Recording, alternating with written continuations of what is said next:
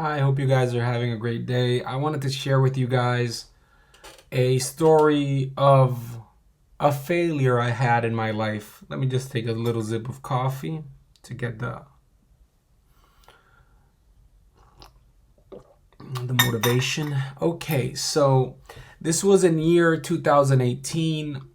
What happened is I had a family member who had heard about selling on Amazon. I already had my business. I was doing really good in my seminar business, helping people pass the ASVAB. But um, I like exploring new things. So I started investigating what he was talking to me about, and it was how to become an Amazon third party seller. So I'm a kind of a person who goes all in. I researched it 1 or 2 days, and then I'm like, I want to do this like a side job or a part time from my main job, my main business. So I went all in. I called my CPA. I told him I wanted to make another venture. We established an LLC, a company name, to not have it mixed up with my main company. So I called it CF Universal Sellers LLC. The CF is of Fernando, Cardona, sellers, whatever. And it was in 2018, and I was an Amazon third-party seller. So Amazon sells you, and there's people who sell in Amazon as third-party seller. The focus of the business was becoming a wholesaler. A wholesaler, I'm not going to get into the details per se, but just so you have a context of an idea, I focus on buying products, like a big quantity of products. Let's say I buy 5,000 items of that same product. So when I buy in bulk, in big quantities, I get a discount, and then I can sell it. And the one of the things you focus on is buying name brand products like Mattel, main brands, not brands that people don't know. It's not like buying on like cheap products and then making your own label. No, this is buying from companies that are reputable and they sell themselves. So the problem, a lot of things went wrong, but it was a blessing in disguise. I just wanted to share it with you guys. So as I said, I'm obsessive. I'm a person who, he sees something, he doesn't wait too much. He just starts doing it. I'm like a kind of like jump in, learn while you're doing it type of person. So I just made a company, started researching. To be able to sell on Amazon, you have to get some permissions from the companies you want to sell from. Like if you want to sell Marvel, or you want to sell from different companies, you have to get their permission to sell their products. So I did started getting the permissions, doing all that stuff, jumping all over the hoops, the steps, and I spend a lot of time researching. You also have to find people who sell you, and establish connections, like researching on internet. Then you also have to research what products are selling on Amazon, and you also there's a lot of work into it. You have to see how many people are selling it, how much profit you make after you ship it to Amazon, negotiating discounts with the person who's selling you. It's a lot of work.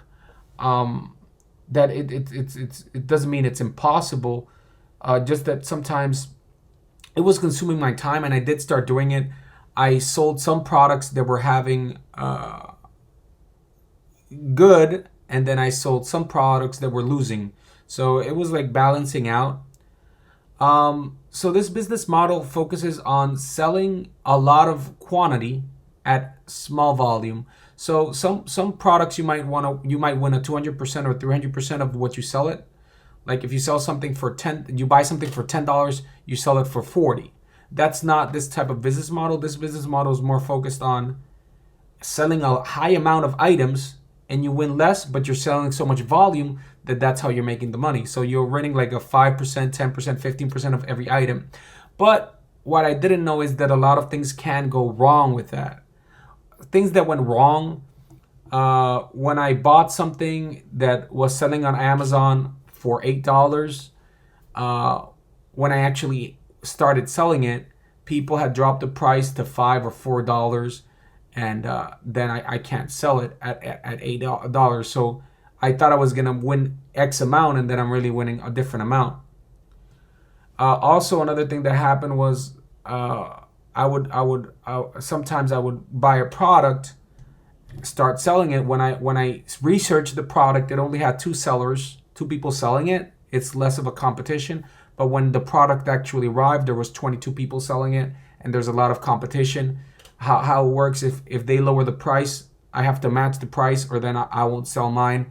So people not sharing the buy box, that's kind of what I'm saying. They're fighting for the competition of being the person who's selling it. The Amazon gives priority, or at least in 2018 when I was doing it, to the people who have more reviews, better reviews in delivery, and also who said the price lower. So if somebody's selling it at $5 and I was selling it at $7.50, he's gonna get priority. And when he runs out of stock, then I would get priority, unless I match or lower the price. So I would match it if I wanted to sell the item, because if not, it'll just be sitting over there, and they're charging you a fee for having it in their Amazon warehouse.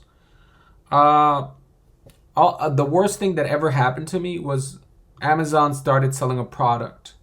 Like Amazon, not people like me selling it, like the company Amazon. Because how it works, Amazon sells and you can sell, but when the company sells, they have priority. So if they're selling it at $5 and I was selling it at $5, they're actually gonna have priority. So I have to undercut them. So for me to be selling seller, I have to go like to 450 or 470 or 460, and then they would match, and then I would have to lower, and they would match, and I would have to lower, and until another bad thing that happened to me, I had a product that and you're not gonna believe me, but I couldn't make money off it. I would lose money if I sold it. Like when you took into account the shipping, the fulfillment by Amazon, I would actually, even by selling it at $0, I would lose money. So yeah, it was not a good experience. Another thing that happened to me, I sent an item to Amazon and then it became unlisted. So I had talked to my the person who was selling items, and I kind of like told them I purchased 500 of a unit and I'm gonna send it to Amazon, and when I'm about to send it, Amazon took it off. You couldn't sell it. They just removed it. So when they receive it, what are they gonna do with it? So then I had to pick up the phone, call, has that shipped? No. Okay, can you guys charge me to restock it and not ship it? Just give me a credit for another item. So I had to deal with that too. Another thing, Amazon has a calculator where you can calculate your profit. When you take their fulfillment, their warehouse storage, everything, they tell you, so you're gonna make $2 on each item, or $3 on each item, or $7 on each item. So at the beginning, obviously you're learning. I didn't know to take into account how much they charge me for packaging it. You can't just send items to Amazon. Some of them have to be packaged for them to be able to deliver it. So sometimes if you're sending a liquid, you have to package it a certain way. If you're sending something, you have to wrap it a certain way so it meets Amazon requirements. If not, they're not going to receive it. They're going to send it back. So I didn't take that into account, calculating the profit. So an item I thought I didn't need packaging actually needed packaging. Let's say it's 500 of that item, and let's say they charge me, let's make this simpler, let's say they charge me a dollar per item to package. So actually now I thought I was winning this much, but now I have to factor in $500 more for the packaging because it's $1 per item. So that kind of adds up. Also, this was horrible. I didn't account for returns, or if the person sold me items, because I would ship them directly to Amazon. If the item was actually defective or broken, that happened with a few PlayStation controls. I actually got authorized to sell PlayStation stuff, and some of the PlayStation controls apparently were defective because it wasn't one person, like 5 people or 6 people sent it back, and then they already sold it to me, so that's a loss for me. It was horrible. So bottom line, lots of variables can affect your income in this type of business. You don't really have control over it. Amazon can change the policies. Amazon can increase the prices. Amazon can do so much. It wasn't. There's people who make money with this, but I already had a business that was doing good, and the main issue is I was focusing all my attention here, and not, and when you focus a lot on one thing, you're gonna slack on the other. So it was actually a blessing in disguise. All in all, I lost about 10 grand, but it was great. It was great because if I would have made a profit, let's say I made a profit of $800. I'm a very stubborn person. I'll keep on trying. I'm like, okay, so I made 800. I know if I make more time, if I do it more, I can make 4,000, or I can make 6,000. So I would keep on at it. But and I didn't have a loss of 10,000. The thing is, I was having a lot of headaches. I wasn't. It was a lot of things that were affecting my other business of giving seminars. So then I liquidated the merchandise. I say I had a loss of 10,000, but it's because I had to liquidate the merchandise. After 6 months, I decided, hey, it's not looking that good. It's a lot of headaches. It's a lot of variables. So then I liquidated. When I liquidated is I would just try to sell it at a discount. And when that all added up, it's like 10,000. So I would say maybe I was breaking even with all the stuff that were happening. I was breaking even. But when I want to get out of the business, I have to liquidate. And when I liquidate, I lost about 10,000. But again, I say this was a blessing because then I learned a lesson. And one of the biggest lessons I learned, if you can take anything out of this, is differentiation. In business, for your business to be good, you have to be different, or many businesses. Why I have a lot of success in my seminar business is because people establish a connection with me. People know who I am. People know my style of teaching. People like how I teach. Now, in Amazon, you just or businesses similar to that, you're just the person who sells. They don't even look at who sold them.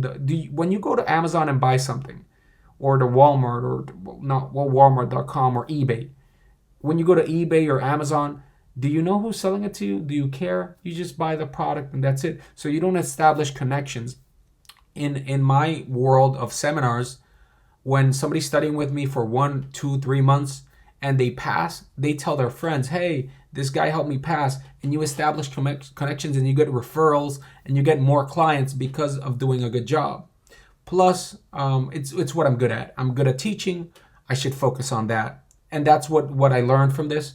You have to be different, at least for me in the businesses, and you should focus on your strengths. Also, I was in that other, I kind of said it, you spend a lot of time researching till 2 a.m.